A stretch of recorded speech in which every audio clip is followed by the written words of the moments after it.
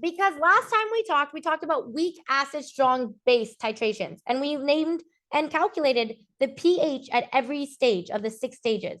We introduced this idea of buffers and Henderson-Hasselbalch equation that's only used in the 3 stages of just before halfway, just like Parikh said, halfway and just after halfway. And honestly, we love this equation because it cleans it up for us, okay? So now what we're going to do is we're going to flip this process. And now we're going to do a weak base with a strong acid titrant. Okay, calculation. So it's pretty much, I even wrote you guys a little note this year with an emoji. Feeling overwhelmed? Don't worry. The math sort of repeats itself.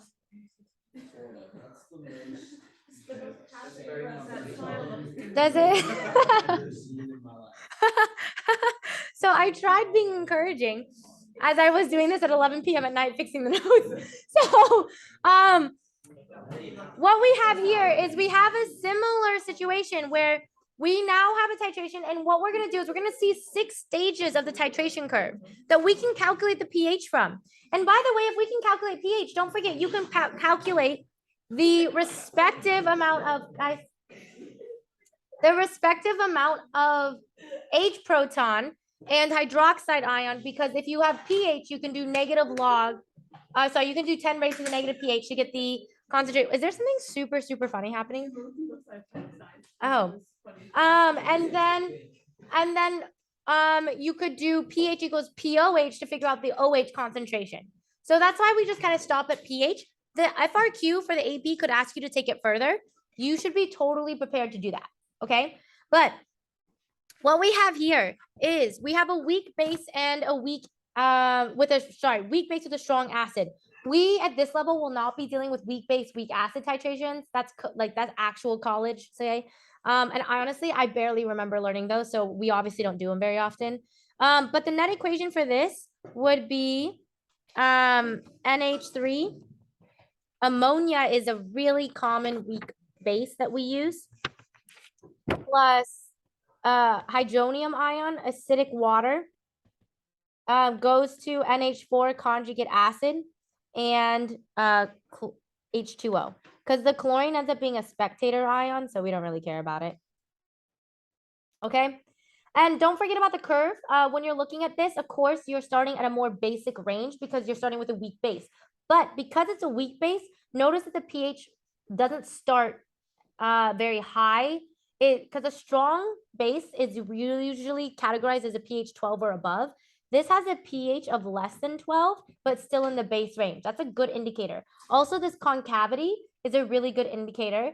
And of course, this region is known as the buffer region. It's that initial region as you're adding small amounts of strong acid titrant, you get a pretty stable pH, okay? And then, of course, equiv, what you'll notice about the equiv is the pH at equiv is less than 7. It's more acidic in nature. Why? Because the conjugate acid is going to be present once all of our weak base is neutralized. Okay, so we can probably bust through this pretty fast, honestly, because we've done it already just with acid. So this should be really nice. It should be reaffirming to you guys. So remember, I like to set up these tables for you because I just think they give you a nice overview. Here's your conceptual. And here's your math. Okay, so before equivalence, we know how to solve for the pH of a weak base using K equilibrium, KB. So what you see here is that pH is definitely going to be greater than 7, but it's not going to be stronger than 12. Okay, and if you're ever asked to, which by the way, you often are, asked to draw a modified titration curve for a strong weak combination, you want to make sure that you visually show that. You adjust the starting range and you adjust the concavity. Okay. So all the math graphs we've done our whole life actually have. Yes. Yes. I know. It's absolutely flipping wild. Yeah. Ouch, ouch, ouch. So, and then what we see is, of course, this is weak base. So I actually might put, honestly, before equiv, I might put it's greater than 7 and then less than like 12. That's what I would actually say. Greater than 7, less than 12, because I think that gives you a more reasonable range. And then of course we just use an ice table. So for your warm up, I asked you guys to solve the sample problem for a weak base before equivalence on page 27 in your notes. So what you guys should have done is set up a KB ice table, and you should have figured out that the original amount of base was 0.1 molarity, because what they did is they tell you to assume the 5% rule checks out here. Okay, so when you did this and you set up the table, you should have set up an ice table, because this is just plain old hydrolysis, weak base with the water. Okay, and of course you ignore the water portion because we don't include liquids or solids. So then what we get is 0.1. Okay, we are told that the assumption, the 5% rule, is applied here. So we're just going to be like, nope, doesn't matter. And then we get 0, 0 initially. We get a stoichiometric change of plus x, because it's a monoprotic transfer with this weak base. So we get x, x, and 0.1. Set up for our KB. Usually what they do is they give us the Ka of the conjugate acid. So you have to use the relationship that Kw equals Ka times Kb to find the Kb from the base perspective. And you would have found that Kb is 1.8 times 10 to the negative fifth. They give you that to you. And then all you have to do is say, oh, well, that's going to be equal to x squared all over 0.1, which is going to be equal to 1.8 times 10 to the negative fifth. And you get that x equals, okay, 1.34 times 10 to the negative third molarity. But notice, this is of your OH. This is your OH concentration. So what's the pH then of this? So for all of these weak base titration problems, you're going to have to go back and forth, Jay. You're going to have to go back and forth between POH and pH to figure it out. So what you get then is you're going to take the POH and you're going to subtract the POH of that value that you found for OH. And you would have gotten that your initial starting pH before you add anything. This is just diluted in a sample of analyte weak base. You found that you got an 11.13 pH, which totally makes sense because it's a base, but it's also not a super strong base. So you know it also makes sense that it's not 12 or above, because 12 to 14 is like ridiculously strong, hardcore base. And so, yeah. Are you taking the negative log? Yes. Yes, I am.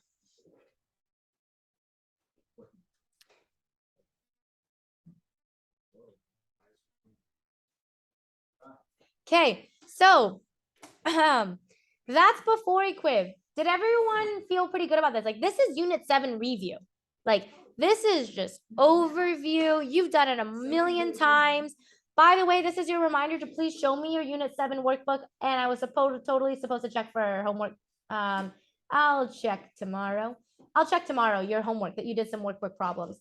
But please don't forget that unit 7, you guys need to show me your workbook to get correction rights. And a lot of you guys need to either retake or correct unit 7 quiz. So don't forget that.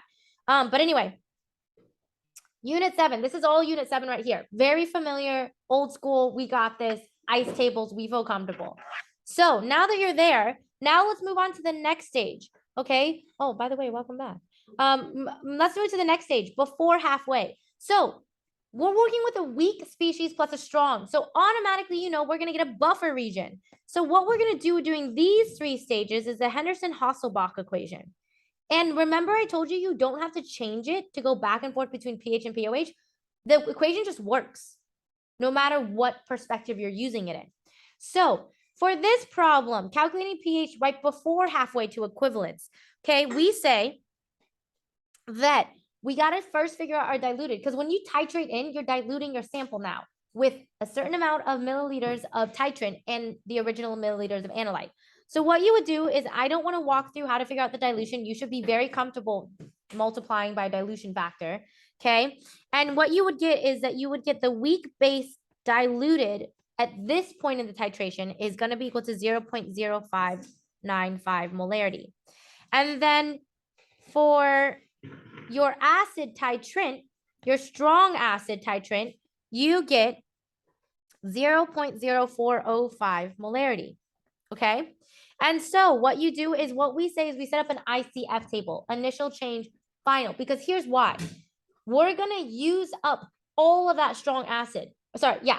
So that means every ounce of H that acid can donate, it'll lose it. Okay. But we also know that we're not at equivalence, which means we have excess base. So that's why we're using an ICF table to figure out how much weak base remains that's dictating the pH. Okay. So we say then that NH3 reacts with HCl to produce NH4 plus and Cl minus. Okay. We set up our ICF table. Okay, I love you, but like you need to actually like pay attention because this is the second to last unit and the AP exam is not that far away. In fact, it's 21 days away. That's giving you way too much time. So what we did here is we put in our values. So I have diluted 0.0595, 0.0405, and 0 and 0 because theoretically they haven't reacted yet. Now that they're mixed, well, we know that the HCl is the titrant, so it's going to be our limiting. We're going to use it all up. Okay, it's going to determine how much gets reacted. So we say minus 0.045, that's our change.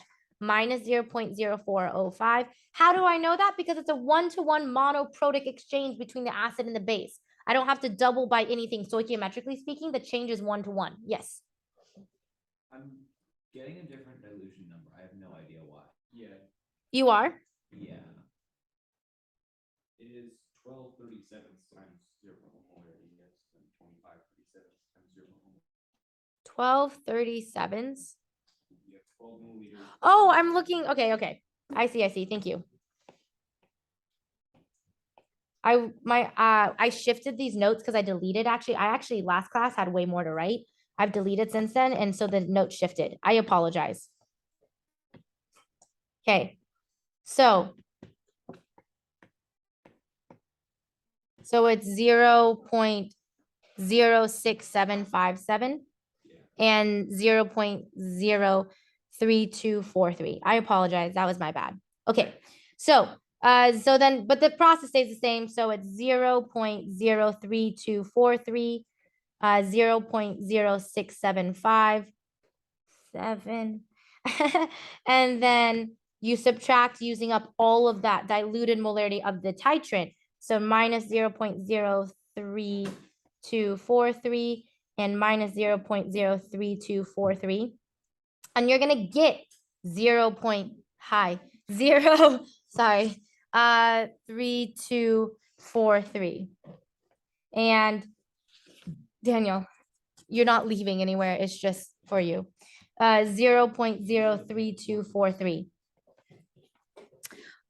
Okay, so then you figure out your calculations. Obviously, this is going to be 0. Use it all up, right? Once everything's mixed, your titrant is completely used up. The question is how much weak base remains and how much conjugate acid did we just make as a result? So we get a value of 0.03514.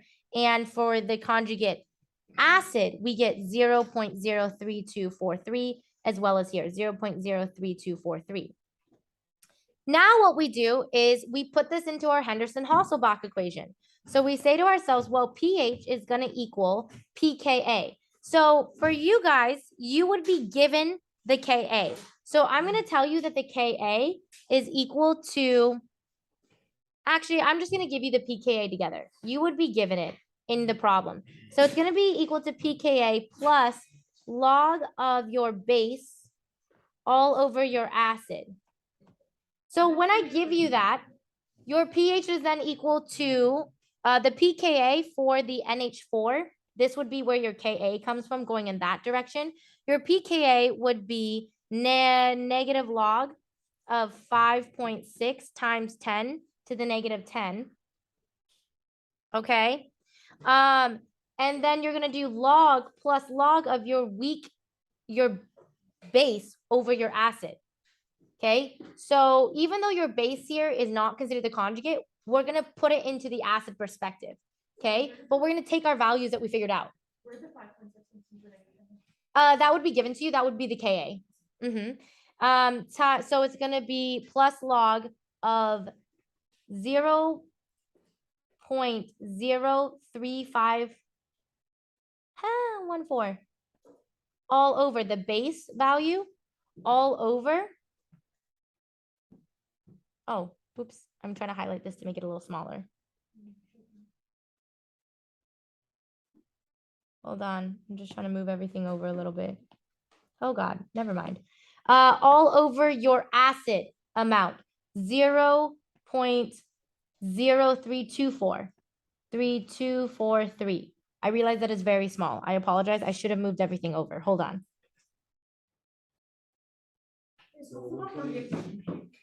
Huh? Yes, it is. Okay. So I put my acid on bottom because it fits the acid role in the Henderson-Hasselbalch equation, even though it's technically the conjugate. Okay. And then what I get is a value of, when I just plug all of that in, I get a value that my pH at this before halfway to equivalence point is 9.29. So still basic, but now we're starting to get into the more acidic direction. Okay. So then at halfway to equivalence, we have this cool handy dandy thing where we say, well, the pH equals pKa plus log of my base over my acid. But at halfway to equivalence, these equal each other. So it becomes log of 1, which is 0. So what we get then is that my pH equals my pKa. So what we get is that my pH equals my pKa, which is going to equal negative log of 5.6 times 10 to the negative 10, which is 9.25. Notice, very minimal shift in pH, the stabilization in the buffer range. Okay. Then we say to ourselves, okay, last region of the titration curve where we have Henderson-Hasselbalch. We say, what about right before actual equivalence? Okay. Or after halfway. We're not quite there, but we still have some weak acid left, but we have a lot more conjugate base present. So what we say here then is we're going to do the same thing where this time we need to figure out our ICF, how much very small amount of weak base remains that hasn't been neutralized. So we do the same thing. We calculate our dilutions. So our dilution here, okay, is NH3. And it's equal to, here's the actual values I was looking at before, 0.0595. And our diluted acid amount at this stage of the titration is 0.0405 molarity. Okay. And then we say, okay, set up our ICF table, initial, change, final.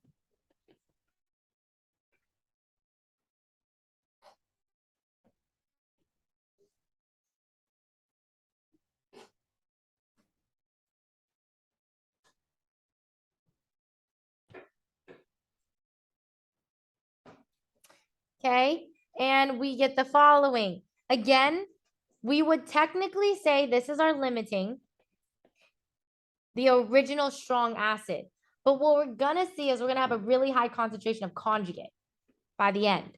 So we say, we start off with the diluted concentration 0.0595, 0.0405, 0. And then what we say stoichiometrically speaking, because this is a monoprotic exchange, okay, we're going to have a 1-to-1-to-1 change. So we say, I'm going to use up all of my HCl. It's going to react completely. So it's minus 0.045, minus 0.0405, plus 0.0405, and plus 0.0405. Giving me the final values of 0 for my titrant because I neutralized all of it. Okay. And a very small amount of NH3, which math 0.0190. Yes. And 0.0405, and 0.0405. And then what I do is I plug in, okay, to my Henderson-Hasselbalch equation, I plug in my conjugate species. So here, my conjugate that I'm focusing on is the NH3 being protonated or deprotonated, right? So pH is going to equal pKa. Again, you would have been given the Ka, so you could find the negative log of that value, plus the log of my acid in the denominator and my base on top. So it becomes log of 0.0405, more conjugate presence than weak base still left over, all over 0.0190. And I get a value equal to 8.92. So we have gone down technically a log value, but again, it's quite minimal considering how much more acid I've just produced, or sorry, just used and added. Okay, and look at the conjugate. Oh, I reversed this. I put this, guys, no one caught that? I put this on top. It should be the base on top, 0.0190, 0.0405, acid on bottom. And what I wanted to say was you should notice how the conjugate acid is in much higher molarity than the weak base, because the idea is that we're almost completely neutralized. We almost have completely reacted all the weak base available to us. I'm assuming you're listening to white noise, or you're just trying to keep your ears warm. Oh. Okay. So, and then that's pH. Like, you don't even have to do the dance of POH to pH because the Henderson-Hasselbalch does it for you. That's why we love it. It's really basic. Now, what about pH additive? Remember how it was kind of a beast with the acid? It's going to be kind of a beast with the base as well. Because what you got to do is you got to figure out how much conjugate species is present, and then that conjugate species hydrolysis reaction with water is what determines the pH of your actual solution, because technically everything's been neutralized. All right. So what we have here is first part 1. You got to figure out how much conjugate is present. So you're going to set up an ICF table again. Okay. And you're going to, of course, find your dilutions. So your diluted value at equivalence is going to equal NH3 diluted is going to equal 0.05 molarity. HCl diluted at equivalence, or sorry, yeah, at equivalence point is 0.05. It makes sense that their molarities are the same because it's a 1-to-1 monoprotic transfer. And if it's at equiv in the same amount of liquid, it would make sense, and then they have the same mole amount, which means they also are going to, in this case, have the same molarity, right? So then you plug it into your ICF table.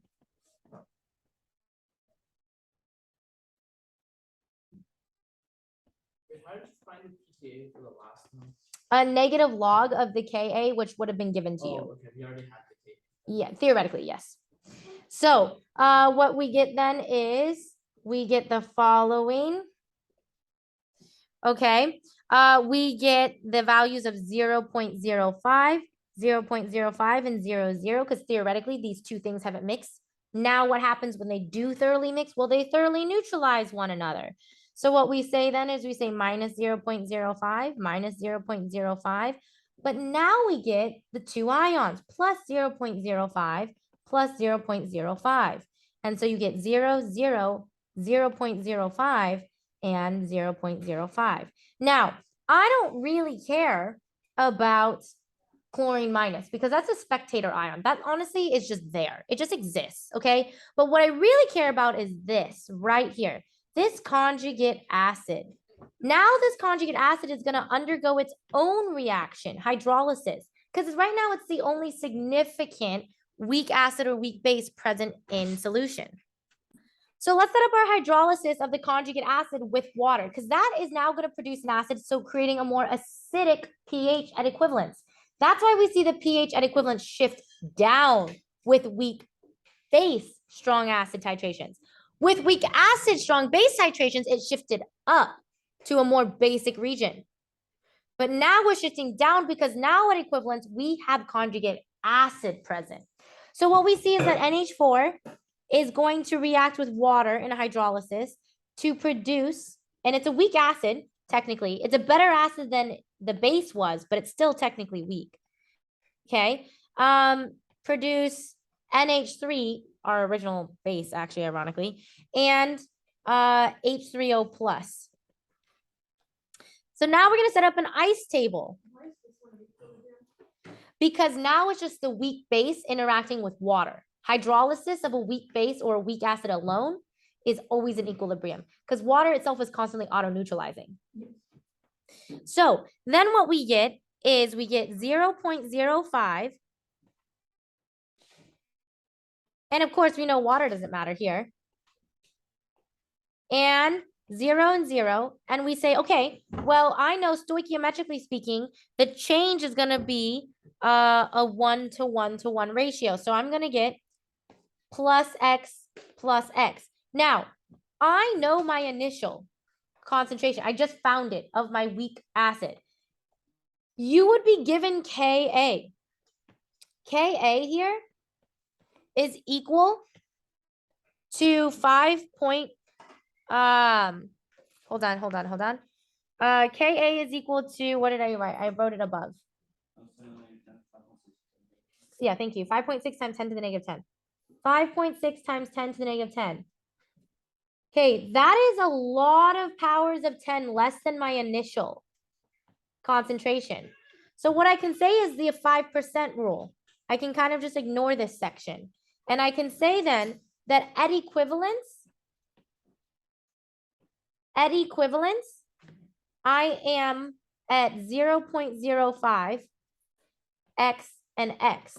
So then I say that K is equal to x squared all over 0.05. That means that when I solve for this, I get that x is equal to 5.296 times 10 to the negative 6. And this is going to equal the concentration of my hydronium ion, or H+. And then all I do is I take pH of this, and I get that it's equal to negative log of this value. I get that it's equal to a pH value of 5.28. So at equivalence, I reach equivalence in a more acidic zone. Wait, I'm confused. How did you know that it was less than 5%? Because I looked at my initial and my Ka, and if your initial concentration is 1,000 times greater than your K value, then the change is basically puts a negligible dent in your initial amount. And also, how do we know when there's a second reaction? It's at equivalence for these titrations. So what you see is at equivalence, you don't have any more original acid or base, but you do have conjugate. And that conjugate is going to have its own interaction with water. So that's your pH at equiv. Yeah. Post equiv, it's just your standard excess ion problem. So you've neutralized everything. It's done. All you need to figure out is how much extra base you have. And you're going to have extra strong base. So it makes it really easy. Wouldn't Cl minus also react with the water? It's a spectator ion. It is not an acid. It's a base, and water acts as both an acid and base. But in this scenario, it is only serving as a spectator ion. That's why in the net How do equation, we know that it's we actually didn't not? include it. Because it's a spectator ion when it's part of a weak base, strong acid problem. That's great. That's really What? helpful. Because here's the thing, it'd be different if this was a strong acid, strong base. Then that Cl minus would be the conjugate base of your strong acid. In a strong to strong, it would create a salt group. We're not creating any salts here. We're creating conjugate weak species and spectator ions in water, essentially, some form of water. Wouldn't it still affect the pH? No, because it itself is not an acid or a base. Cl minus is not a its. base? Cl minus can act as the conjugate base, but it itself is not qualified. We do not categorize it as a true base. Isn't a base anything that can accept an H plus proton? Yes, but remember that the only species that would carry that Cl minus is a strong acid HCl. And when HCl is interacting with another strong base, it goes to a salt and water. Well, what do ionic compounds do in water? They dissociate into their free ions, doing nothing but carrying electrical charge if energy was shot through them. So even in the strong acid, strong base part, they don't even act like a base in their conjugate form. They just act like a free ion dissociated, which is exactly what that Cl minus is doing here. Same thing. It's a free dissociated ion. Because assuming that there was, some protons hanging around, we just react again. It would just constantly be doing electron exchange, but it wouldn't actually be doing true proton transfer. So that's why in this case, we totally consider, and also in other cases, even in the strong acid, strong base, we kind of honestly, we give it the label of conjugate base, but it's really doing nothing but spectating. It's really just existing in water as a dissociated ion. The other reason it's just sitting there doing nothing is because it's a really, really bad base, because HCl is such a strong acid. Okay, so that's that problem. So the last stage of the titration is beyond equivalence point, beyond equivalence. Isn't NH4 also an ion just sitting around? But here it's the conjugate of our particularly focused weak base.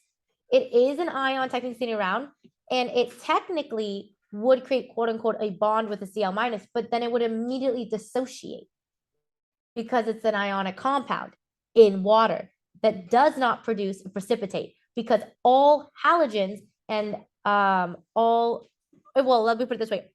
In the solubility rules, all ammonia containing compounds are always aqueous. They always dissociate. So that's back to unit 3 and 4. I know, it's a doozy. So last stage of the titration, we've done 5 out of the 6. 3 of those 5 are in the buffer region, Henderson-Hasselbalch. Really nice, one equation, one and done. Okay, this last one should be a bit relaxing because it's just excess strong base. So you figure out your dilution amount, your dilution molarity, and so you would do NH3 diluted, and I actually don't have the numbers with me right now, so it would be 0.0545 or 0.0. okay, HCl is 0.0. Are you sure? Because then it should be flipped. Yeah. Sorry, I didn't see that. No, that's okay. I just started writing, so you're totally fine. So you definitely should have a higher molarity for your titrant, because the idea is that you went past equib, which means you have excess strong acid now. Okay, and then the other one is 0.04545. Yeah. Okay, so then what you see is this is just a standard. Oh, it doesn't even matter that I'm with a weak base right now, because the idea is that everything's neutralized anyway. That whole weak base is neutralized. So all that remains is excess strong base, which is going to determine my pH at this point. So I just do, extra strong acid. So it's going to determine my pH at this point. So I'm just going to do excess acid. And because this is a 1-to-1 ratio, I can expect that whatever the concentration of my HCl is, it is also going to be the concentration of the H plus produced, because it's a 1-to-1 protonation. Okay. So then I get excess, not extra small, excess. Okay.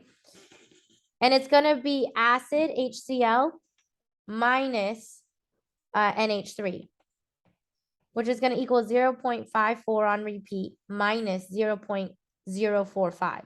Sorry, I missed a 0. Hold on. 0.054 on repeat minus 0.045 on repeat. And that gives me a value of, does anyone know? I don't have these numbers down. Yeah, 0.00909. Okay, molarity. And then what we get, I don't want to round yet until I've done my final calculation. So then I do pH of my excess, right, is going to equal negative log of my excess H plus value, which I just found, which is going to give me a value of my pH at this stage of the over titration past equivalence of 2.046. really strong acid because all I have left now in solution is strong acid. Okay. And that's the 6 stages of a weak base to strong acid titration. It's repeat. It's a lot of repeat. Like you guys are doing this in 6 different ways, up and down, backwards and forwards, but it's all the same concept. You just might have to flip every once in a while and double check that you're using the numbers with from the right perspective. Okay. So before I talk about buffer capacity, just take a 3-minute mental break. Okay, so let's go back a little bit more on a couple things about buffers. So as far as buffers go, and I don't really know how I got that line there. I already talked to you about acidic versus basic buffers. Acidic buffers are your weak acid and its conjugate base. And basic buffers are a weak base and its conjugate acid. And all we're saying here is the direction in which we're looking at this, okay? Technically, a basic buffer, if you looked at the opposite way, would become an acidic buffer. But as far as what is your initial starting species you're working with, okay, that determines which type of buffer characteristic we qualify. There's a whole chart to kind of give you another visual of how this works. I wouldn't worry too much about this. What it's trying to show you is another way to look at the Henderson-Hasselbalch buffer region in a titration, the stabilization of the pH as you add small amounts of titrant. All right. Yes. Weak base plus conjugate acid. Yes. Thank you. I just am having a brain fart. Thank you.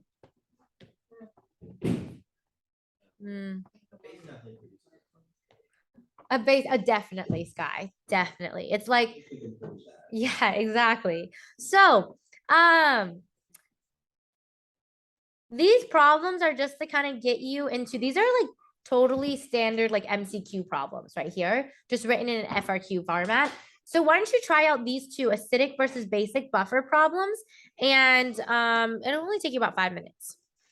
So for this one, okay, what we have here is we have an acidic buffer problem.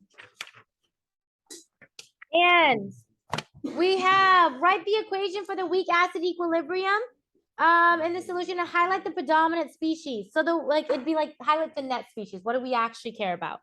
So what we have is you should have gotten HNO2, nitric acid, I believe is what it's called. And I don't know, I should read this. Yeah, sure. And it interacts with H2O and it creates conjugate base NO2 minus and H3O plus. All right.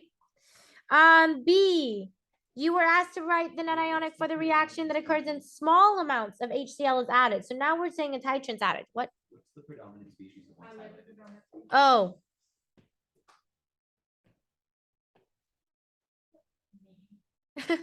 I don't really know. That's kind of a weird question. So anyway, here it's now, if I add acid, okay, this conjugate base is going to react, but since it's a net ionic, I'm just going to highlight the hydronium ion formed by that H plus lost by the HCl. And it's going to recreate your acid, your weak acid. Okay, and then C is, will the ratio between the conjugates and the hydronium or acid concentration and the pH change following the addition of this acid? And the obvious is yes, because according to your Henderson-Hasselbalch equation,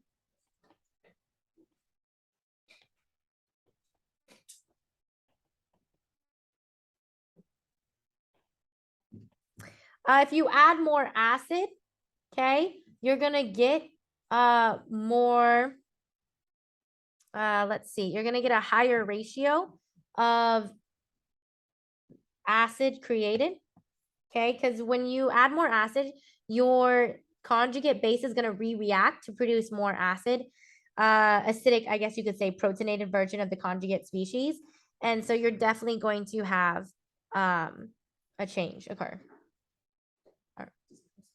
So I would just say, yeah. Okay. That probably isn't the greatest MCQ question. These two are kind of MCQ questions. How will it change? Oh, shoot, how will it change? The ratio between HNO2 and NO2, what you would see is that HNO2 would increase.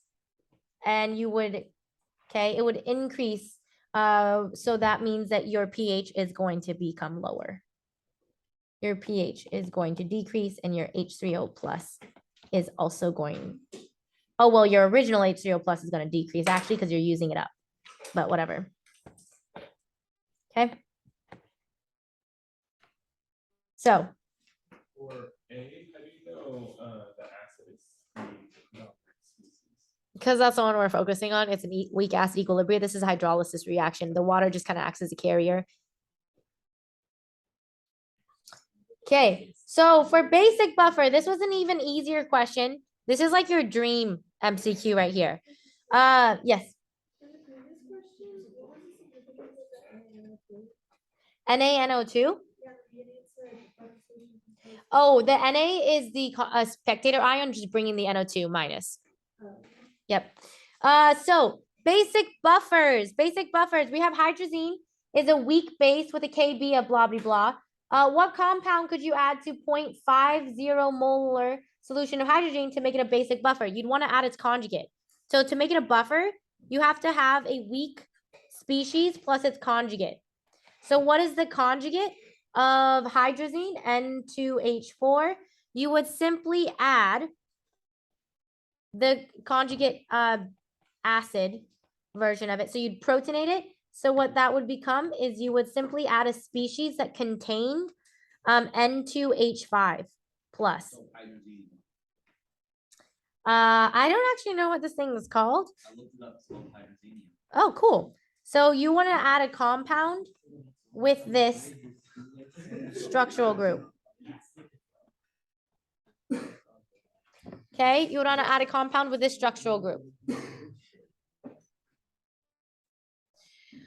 Okay, so, last thing, buffer capacity. This is pretty self-explanatory. So buffer capacity is basically saying kind of like the limits of the buffer. When do we blow past the buffer? When can we no longer stabilize pH?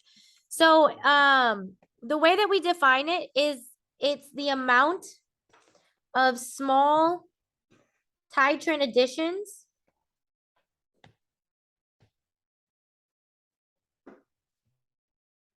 it's the amount of small titrant additions that the buffer can stabilize pH within.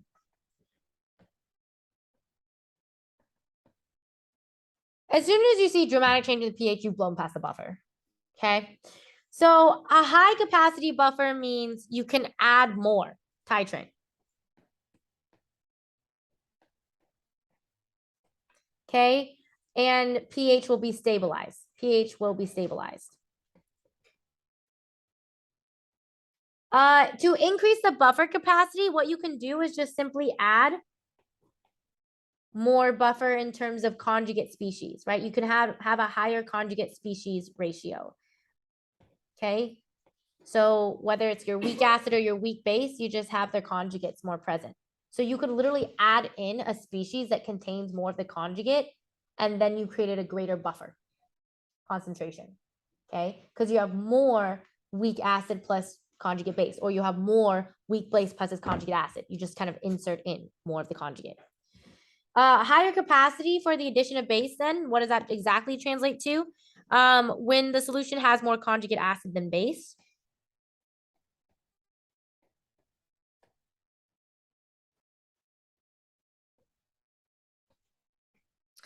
And then if you have a higher capacity for the addition of acid, this occurs when your buffer solution has more conjugate base than acid.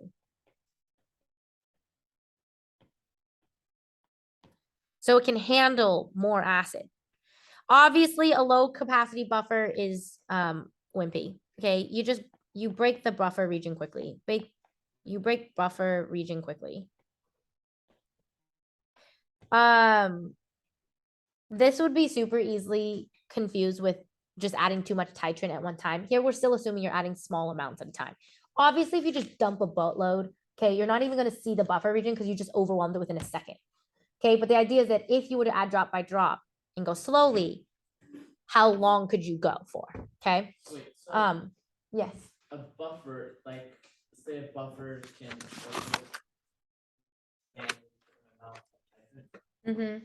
if you like drop the same amount all at the same time, it's not gonna be able to like utilize it. Yeah, well, But it's not if gonna be able to stabilize the pH. It's But if kind you of like, drop the same amount, like it's gonna stabilize it. yeah, you're gonna better witness the stabilization. It's kind of like the argument with food of like eat 3 small meals a day or eat like or 5 small meals a day versus 1 large meal a day.